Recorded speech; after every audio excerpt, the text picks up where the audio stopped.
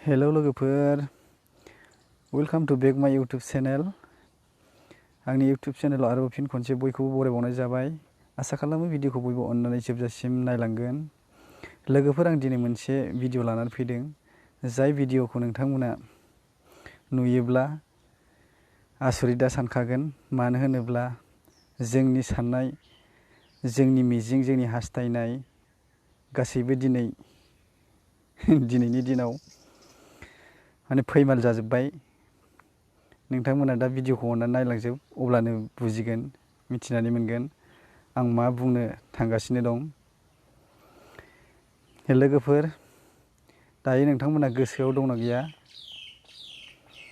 दिनै जोंहा मुंदांखा इउटुबार बि बयसनि दिनै गोदान मुभिया फैनो गोनांमोन। र' होननाय मुभिया फैनो गोनांमोन। नाथाय दिनै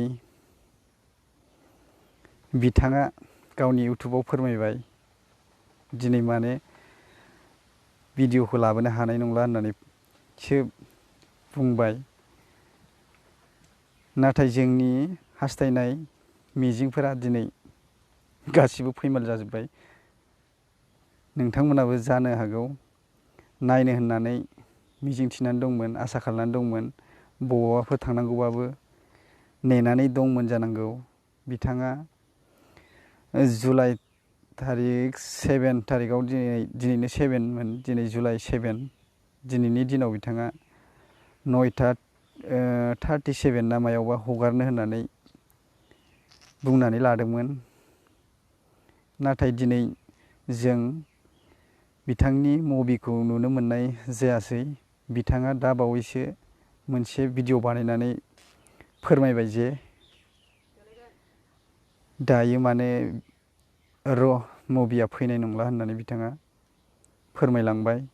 नोंथांमोना नायाखैबा आं डिसक्रिपसनाव होदों, नोंथां नायबानो जाबाय। नोंथांमोना दाथ' जोंहा मा खालामबावनो, जोंथ' नायनो होननानै जोबोद गुद साननानै दंमोन।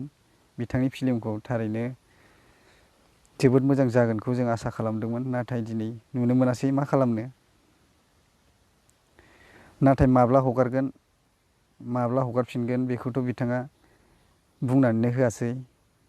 जेब्ला हगारगोन अब्ला बिथाङा सानसे एडभान्स सिगां फोरमायनानै होगोन होननानै बुंदों। नाथाय जों नेनांसिगोन माब्ला बिथाङा हगारफिनगोन।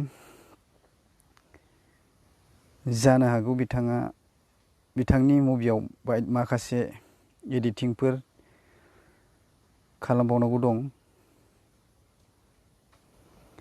जों सानदोंमोन दायो बिथांनि फिल्मखौ फार्स्ट मुभि हिसाबै जोबोद हिट जागोन। आरो ट्रेलारफ्राव नायोब्लाथ' बिथांनि मुभिखौ एसे हिट जागोन बायदि मोनदोंमोन। नाथाय दिनै जों नुनोबो मोनदिया।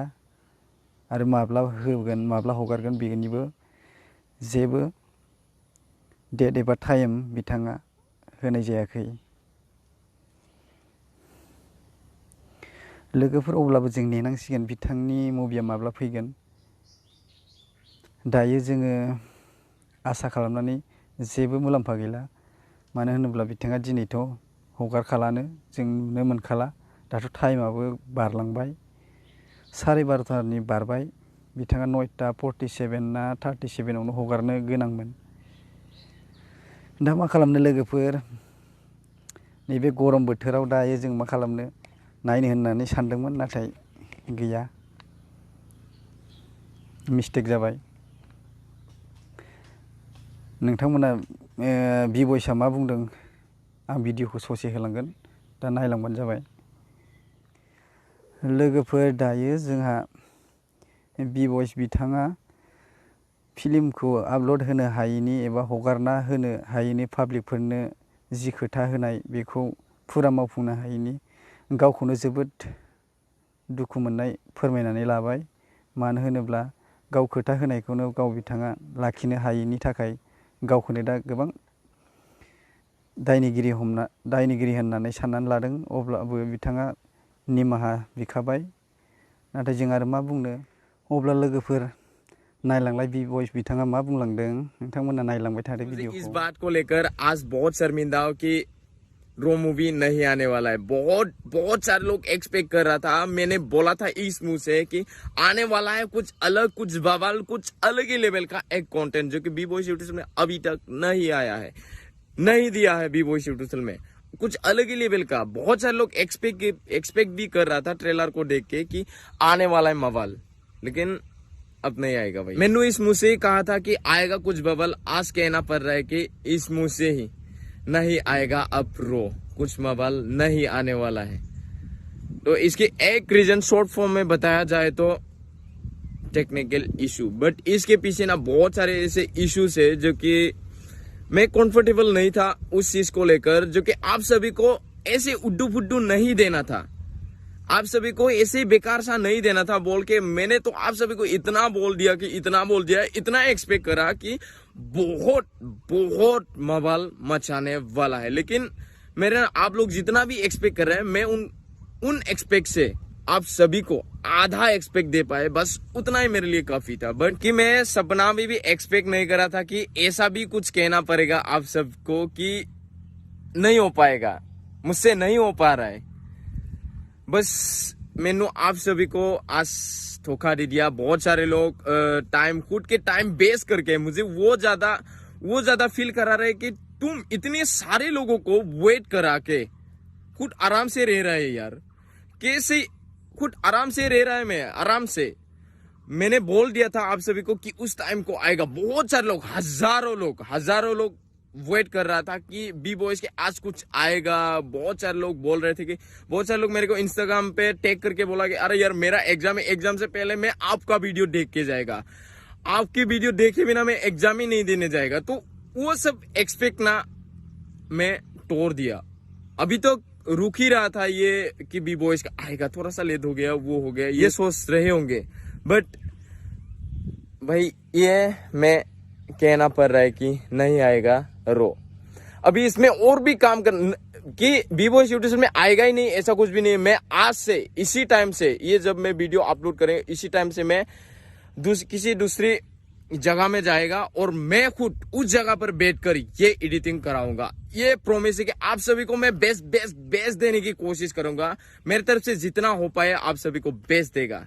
मैं उम्मीद कर रहा था कि बहुत मवाल सा कुछ आने वाला है, कुछ मेरे को एक प्रोडक्ट देने वाला है। मैंने इस वीडियो में ना बहुत सारा पैसा खर्च किया, बहुत, जो कि मैंने पिछले जितना भी वीडियो मैंने यूट्यूब में दिया ना उसके 3-4 गुना मैंने इस वीडियो में लगाया। भाई ये नहीं कि इस वीडियो के ऊपर काम ही नहीं होगा, और होएगा, बहुत ही जल्द आएगा, बहुत जल्द आने वाला है। तो आप सब इंतजार करिए उस वक्त को। मैं आप सबको अनाउंस कर दूंगा कि जब मैं एक दिन पहले अपलोड करेगा, मतलब कल को मैं अपलोड करने वाला, तो आज मैं आप सभी को बता देगा कि इंस्टाग्राम स्टोरी या नहीं तो यूट्यूब स्टोरी में मैं आप सभी को बता दूंगा कि आने वाला है कल मवाल। और मवाल नहीं हुआ ना, मैं वीडियो ही अपलोड नहीं करेगा, तब तक मैं कुछ भी वीडियो अपलोड नहीं करेगा। तो इंतजार करो उस टाइम को यार। भाई आई एम रियली सॉरी यार, आएगा बहुत ही जल्द, थोड़ा सा और टाइम देना पड़ेगा। उस टाइम में मैं परफेक्ट करने की कोशिश करूंगा। मैं जल्द आ रहा हूँ भाई, तो आई एम रियली सॉरी यार, माफ कर देना हो सके तो, भाई समझकर माफ कर देना यार। आप सभी का मैंने टाइम बर्बाद कर दिया यार,